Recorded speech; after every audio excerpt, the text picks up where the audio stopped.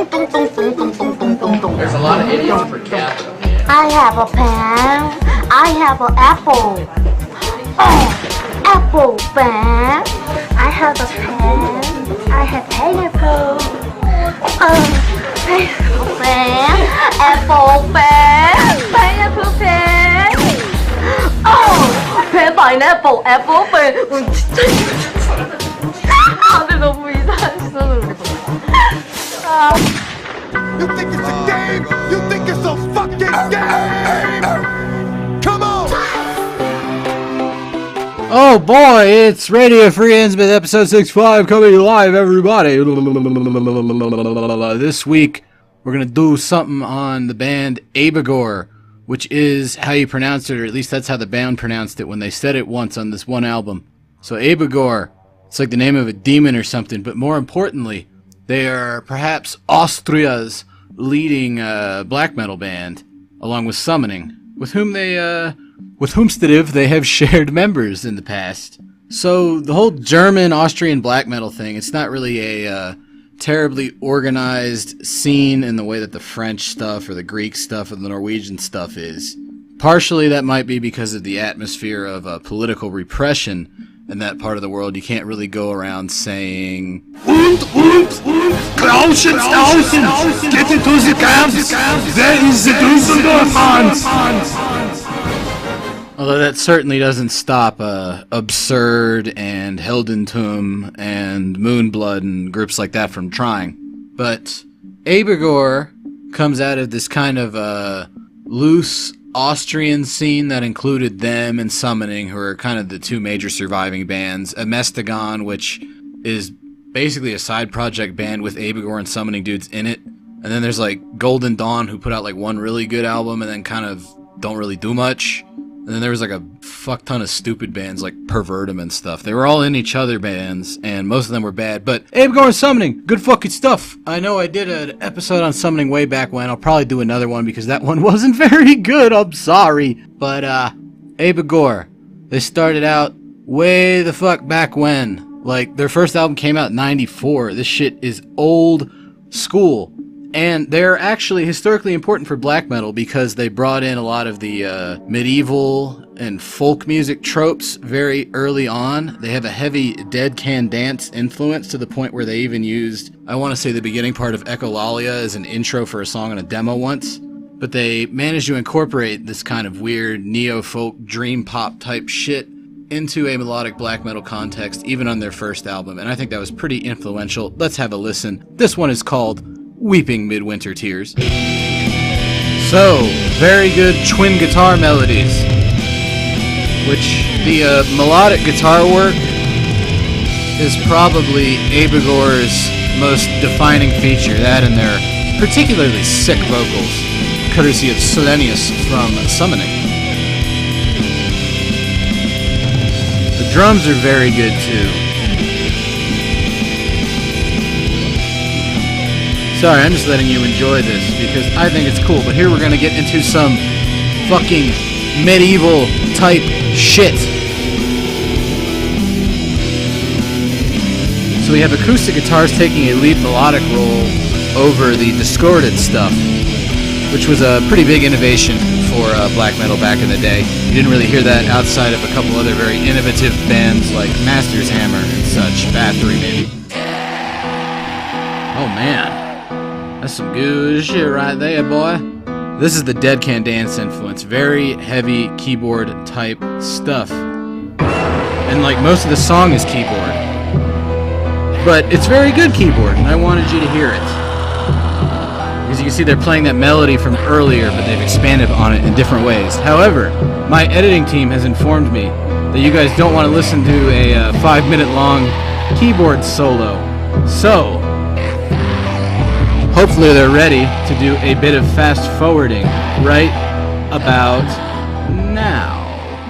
You ready, girl? F-A-S-T-F-O-R-W-A-R-D. F-A-S-T-F-O-R-W-A-R-D. DJ, drop it. Wow, thanks. That was very helpful. But here now we have some distorted guitar melodies that are providing a counterpoint in response to that melody from earlier. So overall, very classically influenced type stuff. Great, dark, sorrowful atmosphere. And some fucking dank blast beats, because it's Abigor, it's black metal. They're named after a demon. They got songs about Satan. That's just how it be. They don't really be like it is, but it do. I think Socrates said that. Maybe it was Schopenhauer. IDK. But yeah, Abigor. They are... Who's in the band? We got...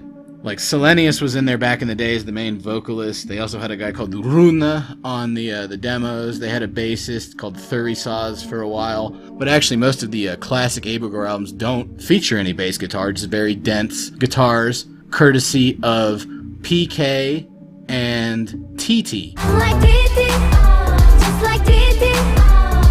Tell me that you be my baby. Sorry about that. My editing team is a bit excitable about black metal and stuff. So, that's the first Abigor album. It's called Verwüstung, Invoking the Dark Age. Pretty cool album. You can get it on a 2 CD set with their third album called Opus 4. Why is it called Opus 4? Well, I'll explain it to you. So after Verwüstung, they did a 25-minute long EP that was one single song called Urkblut, The Retaliation. It's essentially their second album, but it's short, so it's an EP. And then we get the second full length, which is probably my favorite Abigor thing. It's the thing I heard first. It's the one that sticks with me the most. It's called Nachthymnen from the Twilight Kingdom. Let's have a listen to a bit of that.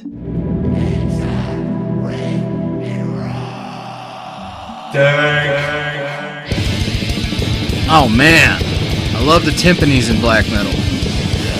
On this one, the guitar riffs got a lot more complex. In fact, they are almost technical death metal levels of complexity, but utilizing dissection-style consonant melodic riffs, which is a very unique sound. And that transition was damn near perfect. Now you have these layers and layers of keyboards. They went way heavier with the keyboards on this album. They're all playing off of each other. It's hard to tell exactly what all is going on at any one given time until you hear how the whole song knits together. But this album is an absolute masterpiece and one of like my essential black metal albums. And it's big on a very medieval, dark atmosphere with moments of lightness and even a little bit of a happy sound at times for contrast. Look, a dame! Yeah, sorry guys. I like the black metal with the acoustic guitars and the female vocals because I'm a sophisticated goth bad boy.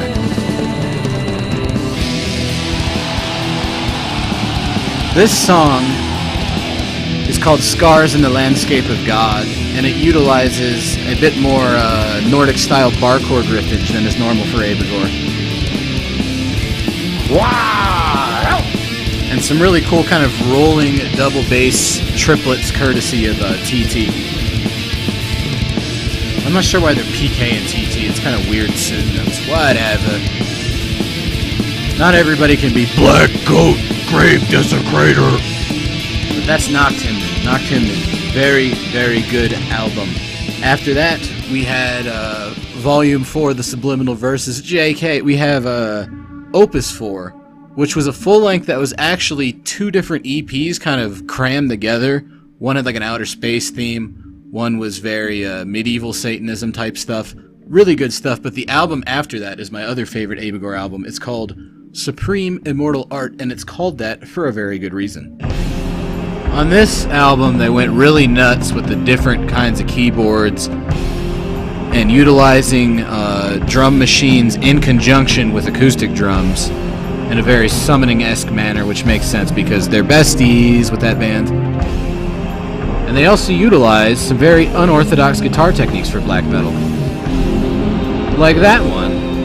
We have these echoey, clean lead guitars over a bed of black metal bar chord riffs. And like I said, the double drum machine, regular drums combo with some timpanis added. Of course, it's all very good type stuff.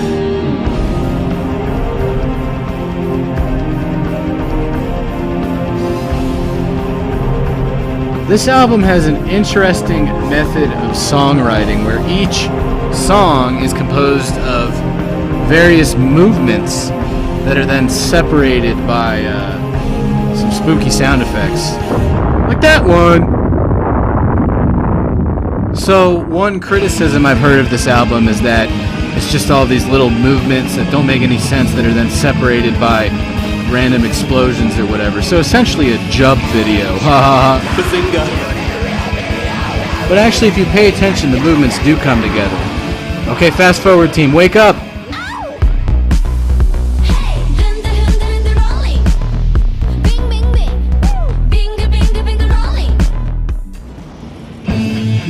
Oh, I appreciate you a lot, guys. You're great. I love it so much. Not on the show. People will talk. But yeah, if you pay attention here, this actually is a pretty much a reiteration of that opening synth beat, just in a darker manner. With some very bendy, twisty guitar riffs entwining themselves in piano.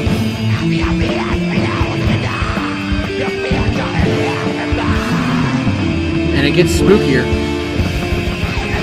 Because you gotta get spooky. This song's called Satan in Me. There's also a song on this album called Blood and Soil. Uh-oh, don't tell the government about that one.